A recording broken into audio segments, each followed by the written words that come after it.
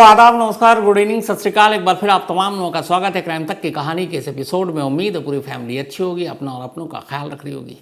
आज की कहानी शुरू करूं उससे पहले अपनी पूरी फैमिली का एक बार फिर से शुक्रिया। 1900 कहानियां आप लोगों ने सुन ली, आज की मिलाकर 1900 स्टोरीज। अब पता नहीं ये एक फिगर है या सिर्फ कुछ और है, मालूम नहीं, लेकिन मैं पहले भी कई बार कहा है। बहुत सारे लोग वापस मेल करके कहते हैं ऐसा मत बोला कीजिए आप, लेकिन फिर कह रहा हूँ, सच में मुझे पता नहीं कि ये कहानियाँ मैं क्यों सुनाता हूँ, आप क्यों सुनते हैं, और दूसरा कि पता नहीं कैसे आप झेलते हैं मुझे। बहुत दिल से ये बात कह रहा हूँ, क्योंकि मुझे लगता है कि शायद सबसे लापरवाह तरीके से अगर कोई कहानी सुनाता है तो मैं ही हूँ। उसकी वजह ये आज मैं बिल्कुल सच आपके सामने बताने जा रहा हूँ कि जब भी मैं कहानी सुनाना शुरू करता हूँ, उससे पहले, कहानी सुनाने के दौरान, और जब कहानी ख़त्म होने वाली है, मुझे पता ही नहीं होता कि मैं अगली लाइन क्या बोलने जा रहा हूँ। मुझे ये भी पता नहीं कहाँ से शुरू करूँगा, कहाँ पे बीच में जाऊँगा, कब कहाँ ख़त्म कर दूँगा। बस यहाँ जब बैठता हूँ, बोलना शुरू करता हूँ, तो अपने आप वो लाइनें बनती जाती हैं, मैं बोलता जाता हूँ, और जहाँ लगता है कि अब रुक जाऊँ वहीं रुक जाता हूँ। लेकिन फिर भी आप तमाम लोगों का शुक्रिया इस प्यार के लिए, इस मोहब्बत के लिए, पूरी क्राइम तक टीम की तरफ से, पूरी क्राइम तक फैमिली मेंबर का, कि आपने इतना प्यार दिया। लगातार आपने कहानी सुनी, अपनी फरमाइश करते हैं, कई बार शिकायतें करते हैं, कई बार प्यार जताते हैं, अच्छा लगता है। फैमिली के अंदर ही ये सारी चीज़ें होती हैं, और मैं बार बार हमेशा लगातार ये कहता हूँ कि अगर मैं फैमिली मानता हूँ तो वाकई दिल से मानता हूँ।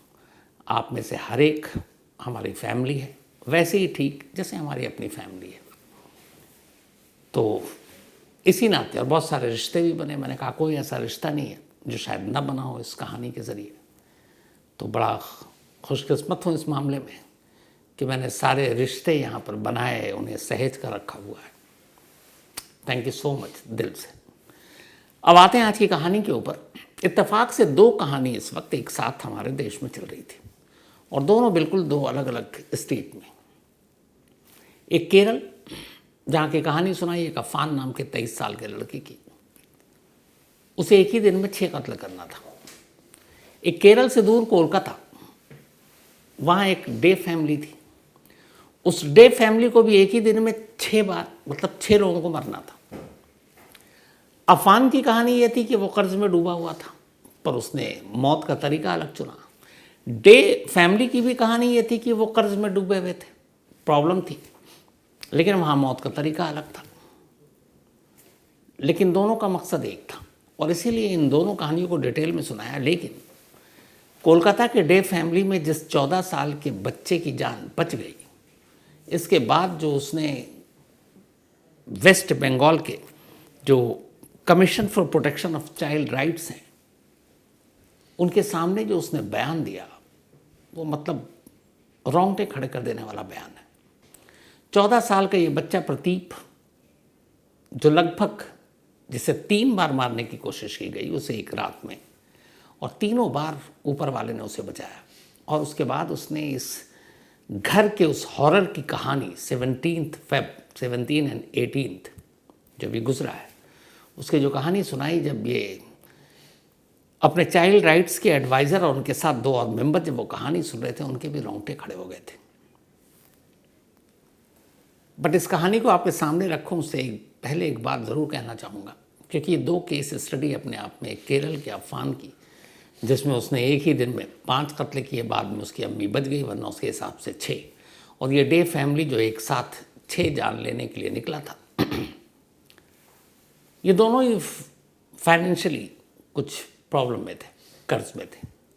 लेकिन क्या अगर बिजनेस ख़राब हो जाए, कर्ज चढ़ जाए, तो यही एक रास्ता है, और कोई रास्ता नहीं है। बहुत सारे रास्ते हैं, और मैंने ऐसे बहुत सारे लोगों को देखे जिनकी ज़िंदगी में ये फेज़ आया कि उन्हें बहुत सारी माली दुश्वारी हुई। बहुत अच्छे फैमिली जो बहुत ही मतलब शाही अंदाज में रहा करते थे, लेकिन फिर वक्त ने अपना पहिया घुमाया और उनकी ज़िंदगी में बहुत सारी मुश्किलें आईं, लेकिन फिर से वो अपने पैरों पर खड़े हुए, वापस उन चीज़ों को पाया। लेकिन क्या सिर्फ इस दौलत या कर्ज और इसके लिए अनमोल बेशकीमती जान को इस तरीके से ज़ाया करना चाहिए? मुझे लगता है कि हार नहीं माननी चाहिए। आज बुरे दिन हैं तो कल अच्छे दिन भी होंगे, लेकिन अफसोस ऐसा कदम उठाने वाले लोग सोचते नहीं इन चीज़ों को। तो ये कहानी कोलकाता के उस हॉरर हाउस की है जहां 17 और 18 फरवरी की रात 6 लोगों की जान जानी थी। इन 6 में से 4 को पता था कि आज की रात क्या होना है, ये भी पता था कि आज कौन कैसे मरने वाला है। अमूमन सबसे मुश्किल काम यही होता है, किसी को पता चल जाए कि वो कब कितने बजे मरने वाला है, उससे ज़्यादा खतरनाक चीज़ कुछ नहीं होती दुनिया में, फिर तो आदमी जीते जी मर जाए। लेकिन उस घर में 6 लोगों को पता था कि आज 4 लोग इनमें से कौन कैसे मरेंगे, और 2 वो लोग थे जो इस साजिश से अनजान थे, और ये दोनों बच्चे थे, एक 14 साल का लड़का और एक 14 साल की लड़की, और दोनों अनजान कि क्या होने वाला है। इस पूरी कहानी की शुरुआत होती है 16 फरवरी को। कोलकाता के इस इलाके की इस 4 मंजिला इमारत में, बिल्डिंग में कुल 6 लोग रहा करते थे, जो मैंने आपको पहले कहानी में सुनाई। एक प्रसून, इसके अलावा प्रसून का जो बड़ा भाई है प्रणय, इसके अलावा उन दोनों की पत्नियां, एक रोमी और दूसरी सुदेशना, और इन दोनों के एक एक बच्चे, जिनमें एक 14 साल का बच्चा प्रतीप और एक उसकी कज़न। जो दोनों भाई थे इनका चमड़े का कारोबार था, लेकिन कारोबार में लॉस हुआ और 2023 में इनकी जो फैक्ट्री की कंपनी थी, लेदर की काम था इनका रशिया से एक्सपोर्ट इंपोर्ट का बिजनेस था। 2023 में इनके 3 कॉन्ट्रैक्ट रशिया से जो थे वो ख़त्म हो गए। जब ये 3 कॉन्ट्रैक्ट ख़त्म हुए तो इनको माली तौर पर मुश्किल आने लगी, क्योंकि वो बड़ा कॉन्ट्रैक्ट था। लेकिन अब इन सभी की ज़िंदगी का लाइफ स्टाइल वही था, ये उसी शाहाना अंदाज में जीते थे। फिर उन्होंने कुछ और काम भी शुरू करने की कोशिश की, उसमें पैसे लगाए, वो भी डूब गए। इन्होंने कुल अलग अलग 6 प्राइवेट बैंकों से लोन लिया, और साथ में कुछ फाइनेंशियल जो इंस्टीट्यूशन है जो अलग अलग कुछ गिरवी रखकर पैसे देती हैं, उनसे 2 ऐसे फाइनेंशियल इंस्टीट्यूशन से पैसे लिए, और ये कई करोड़ रुपए थे। अब इत्तेफाक से जो नया काम शुरू किया वो भी डूब गया, 3 कॉन्ट्रैक्ट खत्म, हालत ख़राब। अब इन्होंने ये जो 4 मंजिला आप इनका मकान देख रहे हैं ईस्ट कोलकाता के टैंगरा इलाके में, मजबूरी में इसको भी इनको गिरवी करना पड़ा। इन्होंने मॉर्गेज कर दिया, गिरवी रख दिया, उसके ज़रिए भी पैसे लिए बैंक से। अब बैंक से पैसे ले लिए, चुकाने के लिए रकम नहीं, बैंक में पैसे नहीं, चेक जारी कर दिए, बाउंस होने का खतरा। उधर तकाजा करने वाले लोग लगातार परेशान कर रहे हैं। 12 फरवरी से ये लोग अब तक, दोनों भाई, और उन्हें पता है एक नहीं कई 6 बैंक हैं, 2 फाइनेंशियल इंस्टीट्यूशन हैं, और वो सारे पैसे के लिए मांग कर रहे हैं। और उन्हें ये भी कि घर तक न पहुंच जाए, फैक्ट्री में तो पहुंचे ही। तो आखिर में ये सोचते सोचते इन्होंने 16 फरवरी को ये कहा कि ये जो तकाजा करने आ रही है ये पीछा नहीं छोड़ेंगे, और ये हमें कहीं का नहीं छोड़ेंगे, और हमारे पास इनका मुंह बंद करने के लिए कुछ नहीं है। यहाँ तक कि घर भी, ये जो पूरा 4 मंजिला बंगला एक तरह से है, वो भी गिरवी है, तो हमारे सर से ये छत भी छिन जाएगा।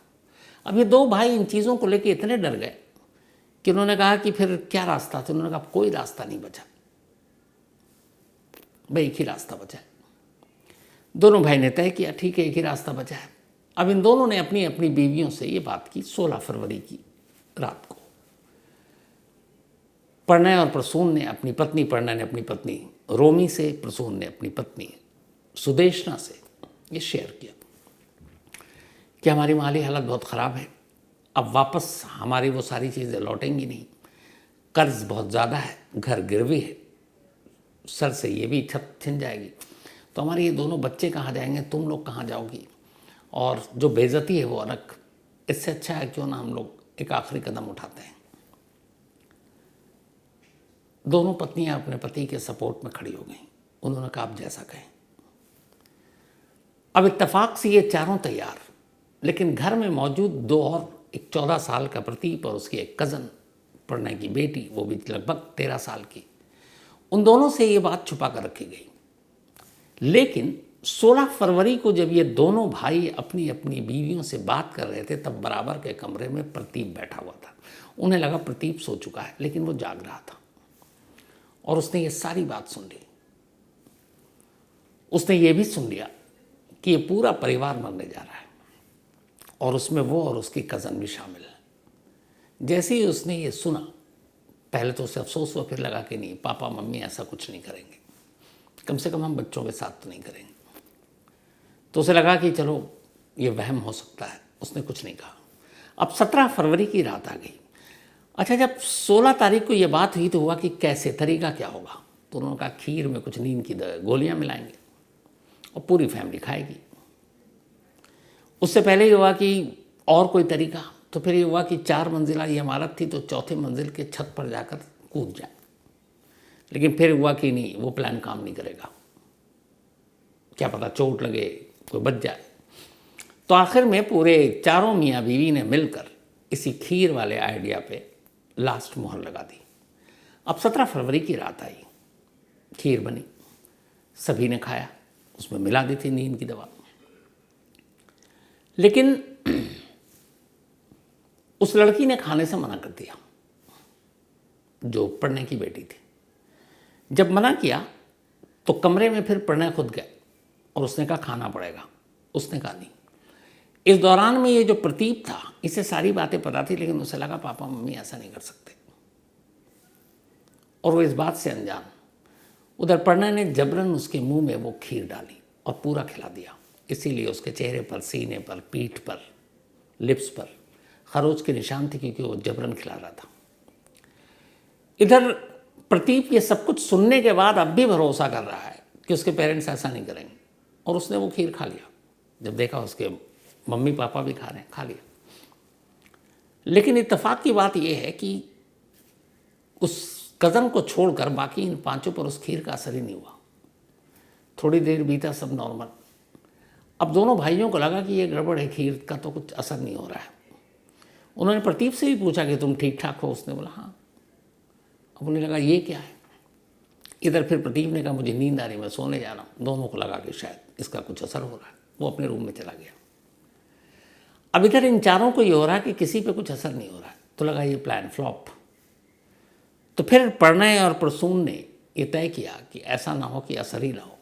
तो उन्होंने कहा कि सुनो, दूसरा तरीका इस्तेमाल करते हैं। फिर उन्होंने कहा कि अपने अपने वही कट मारते हैं। सुदेशना और रोमी तैयार हो गई। अब उन्होंने चाकू टाइप की चीज़ उठाई, लेकिन उनकी हिम्मत नहीं हुई, हिम्मत जवाब दे गई। दोनों पति देख रहे हैं, पत्नियां बेबस हैं, वो अब पीछे हट गई कि नहीं करना है। जब वो पीछे हटी तो दोनों भाइयों को लगा कि ये क्या, पूरा प्लान फ्लॉप हो जाएगा। तब प्रणय आगे बढ़ा और उसने वही चाकू उठाया और उसने 3 वार किए, दोनों हाथों पर और एक गले पर। पहले अपनी पत्नी रोमी के, फिर अपनी भाभी सुदेशना के। और वो चीखे नहीं ये कट मारते वक्त, इसलिए दूसरे भाई ने उस वक्त उनके मुंह पर तकिया रख दिया था, ताकि उनकी चीख आस पड़ोस तक ना जाए और वो चीखे नहीं दर्द की वजह से। तकिया रखा, फिर दोनों को इसी तरह से 3-3 कट मिले, दोनों हाथों पर और गले पर। अब जब ये हो गया तो प्रणय अब अपनी बेटी के कमरे में जाता है, देखता है, उसको टटोलता है, उसे लगता है वो मर चुकी है। इसके बाद वो अपने भतीजे प्रतीप के कमरे में जाता है। वहाँ जाता है तो देखता है कि प्रतीप की सांसें चल रही हैं। जब उसे इस बात का एहसास हुआ तो उसने तकिया उठाया और प्रतीप के मुंह पर ज़ोर से दबा दिया। काफ़ी देर तक दबाए रखा और उसके बाद फिर उसने देखा उसकी सांसें रुकी हुई हैं। कमरे से बाहर चला गया। उधर कमरे से बाहर जाते ही प्रतीप अचानक आंखें खोलता है। असल में प्रतीप योगा करता था और योगा के दौरान उसने ये हुनर सीख रखा था कि काफ़ी देर तक वो सांस रोक सकता है। तो उसने जब तकिए से उसका नाक और मुंह दबाया गया, उसने जानबूझकर अपने सांसें रोक ली। और जब तकिया हटा तब भी पता था कि अब उसके चाचा उसको चेक करेंगे, तब भी उसने अपनी सांसें रोक रखी थी। चाचा चले गए। अब थोड़ी देर के बाद वो धीरे से उठता है प्रतीप और देखता है बराबर के कमरे में उसकी कज़न का रूम था। वो वहाँ जाता, देखता उसकी कज़न मुर्दा पड़ी है।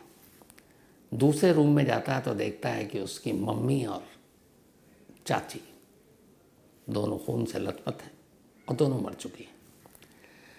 अब वो अचानक उन तीनों लाशों को देखने के बाद अपने पापा और चाचा को ढूंढता है। जाते जाते वो बालकोनी की तरफ जाता, देखता दोनों बालकोनी में खड़े हैं। अब जैसे ही वो दोनों पलट कर देखते हैं प्रतीप को, वो हैरान रह जाते हैं, क्योंकि उनकी नज़र में प्रतीप मर चुका है, प्रतीप खड़ा हुआ है। अब उधर वो दोनों ये बातें कर रहे हैं कि हम पे तो असर हुआ नहीं, तो हम बालकोनी से कूद जाते हैं। फिर उन्हें एहसास हुआ कि प्रतीप का क्या करेंगे। फिर ये हुआ कि नहीं, ये आइडिया ड्रॉप करते हैं और चलते हैं यहाँ से। इसके बाद उन्होंने गाड़ी निकाली 2:55 पर गैराज से, और साथ में प्रतीप को भी बिठाया। प्रतीप को पहले ये था कि छोड़ दो इसको, बट ये हुआ कि सारे लोग तो मर चुके हैं, प्रतीप को क्यों छोड़ा जाए। तो ये हुआ कि अच्छा इसको साथ ले चलते हैं। तो पहले उनको प्रतीप का घर में ही अब छोड़ देने का इरादा था जिंदा, लेकिन फिर लगा कि क्या फ़ायदा, ये करेगा क्या, तो उसे अपने साथ गाड़ी में बिठा लिया। गाड़ी में बैठने के बाद ये कोलकाता की सड़कों पर अगले 2 घंटे 30 मिनट तक भटकते रहते हैं, बल्कि 2 घंटे 40 मिनट तक। इसके बाद एक मेट्रो पिलर से ले जाकर गाड़ी को टकरा देते हैं। फिर पुलिस आती है, अस्पताल ले जाती है। आगे की कहानी आपको पता है। अब ये पूरा स्टेटमेंट 14 साल के इस बच्चे प्रतीप ने दिया कि उसकी मम्मी और आंटी को उसके चाचा ने अपने हाथों से चाकू से मारा। पोस्टमार्टम रिपोर्ट में आई थी कि हाथ की कलाई कटी थी, लेकिन ये खुद से नहीं, ये दूसरे शख्स ने काटा था, यानी एक मर्डर था। तो जब ये सारी चीज़ें हो गई, इन 14 साल के इस बच्चे का बयान दर्ज हो गया, तो अब ये सीधे सीधे मर्डर हो गया, 3 मर्डर। चौथा एक तरह से हाफ मर्डर, प्रतीप बच गया।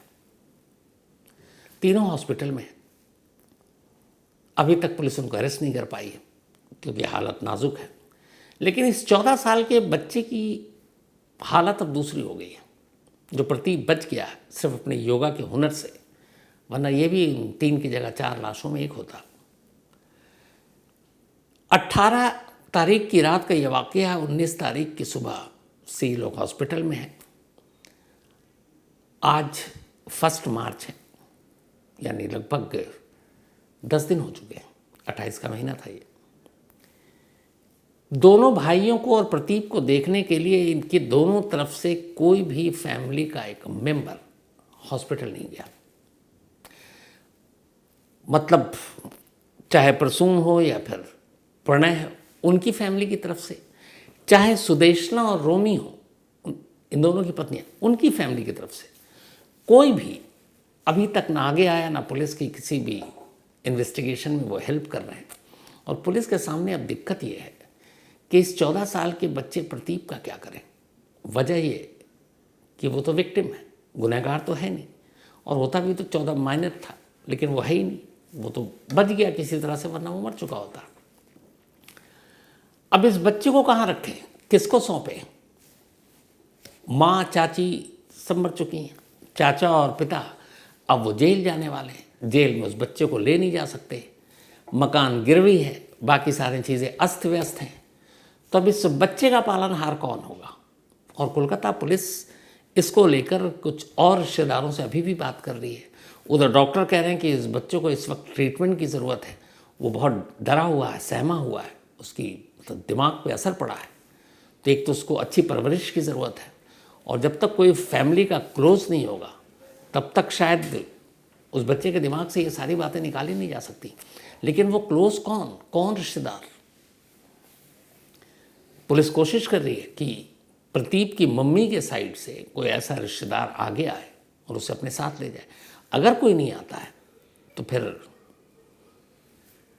किसी एनजीओ या फिर किसी ऐसी जगह पर उसे भेजना पड़ेगा। तो इस पूरी कहानी की सबसे अफसोसनाक पहलू ये है कि जिस बच्चे ने अपने घर में 3 लाशें देखी, जो बच्चा खुद लाश लगभग बनने वाला था, और अब इनके बाद उसके चाचा और पिता पता नहीं कभी जेल से बाहर निकल भी पाएंगे कि नहीं, और उसके सामने पूरी ज़िंदगी पड़ी है, वो कहाँ जाए, क्या करे।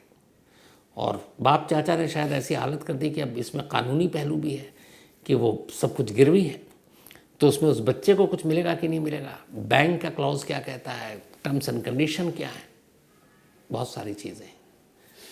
काश ऐसा ना होता, लेकिन क्या कीजिएगा। कई बार ये बातें हुई हैं कि ज़िंदगी बड़ी अनमोल है, लेकिन फिर भी जब ये चीज़ें हो जाती हैं तब लोग सोचते हैं। अब सिर्फ यही सोचिए कि इस 14 साल के बच्चे प्रदीप का फ्यूचर क्या है, उसकी तो पूरी दुनिया ही लुट गई।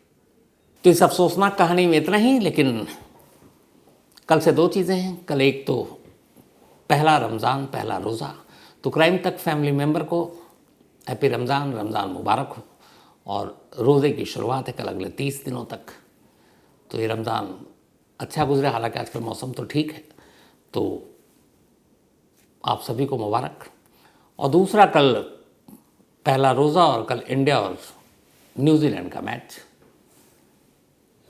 चैम्पियंस ट्रॉफी का आखिरी ग्रुप मैच। हालांकि इस मैच को कहें तो सिर्फ खानापूर्ति के लिए, क्योंकि न्यूजीलैंड और इंडिया दोनों ही क्वालिफाई कर चुके हैं, हम दोनों सेमीफाइनल में। हाँ, कल इस मैच से इस बात का फैसला होगा कि हम में से ग्रुप टॉप कौन करेगा। तो जो टॉप करेगा वो दूसरे ग्रुप यानी ऑस्ट्रेलिया और साउथ अफ्रीका में से नंबर 2 वाली टीम के साथ खेलेगा। अब पता नहीं उधर से ऑस्ट्रेलिया है या साउथ अफ्रीका नंबर 2, अभी मैं कंफर्म नहीं हूँ, लेकिन ज़्यादा फ़र्क नहीं पड़ता क्योंकि दुबई में ये मैच है और मुझे लगता है कि एडवांटेज हमें है। तो चाहे ऑस्ट्रेलिया से मुकाबला हो सेमीफाइनल में या फिर साउथ अफ्रीका से हो, फ़र्क नहीं पड़ना चाहिए। तो कल संडे, एक तो मैच एंजॉय कीजिए और कल पहला रोज़ा। तो इसी के साथ कहानी में आज इतना ही, लेकिन कहानी ख़त्म करूं उससे पहले वही अपना सिलसिला। आज अनिका, इनका बर्थडे है, तो हैप्पी बर्थडे अनिका। और ये करिश्मा एंड मयंक तिवारी जी की बिटियां हैं। साथ ही अजय बाग्याल, इनका भी आज बर्थडे है। अजय बाग्याल साहब हैप्पी बर्थडे। ये ऋषिकेश के रहने वाले हैं लेकिन न्यूजीलैंड में हैं। और अजय भाई, काफ़ी दिन बाद आपने मेल किया, but happy birthday. Sarfaraz Ahmed, इनका भी बर्थडे है, हैप्पी बर्थडे सरफराज।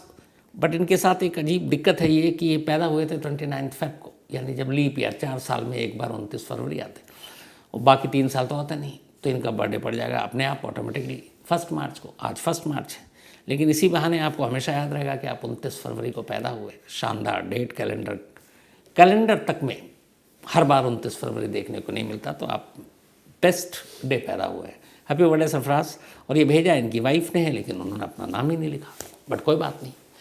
तो कहानी में आज इतना ही। और कल जैसा कि मैंने बताया, रमज़ान की शुरुआत, इंडिया न्यूजीलैंड मैच, और रात 11 बजे अगर आप देखना चाहें आज तक पर क्राइम कहानियाँ विषम, तो ज़रूर देखिए, आपकी मर्जी, वरना आपसे मुलाकात होगी मंडे को किसी नई कहानी के साथ। तब तक अपना और अपनों का ख्याल रखिएगा। Thank you very much.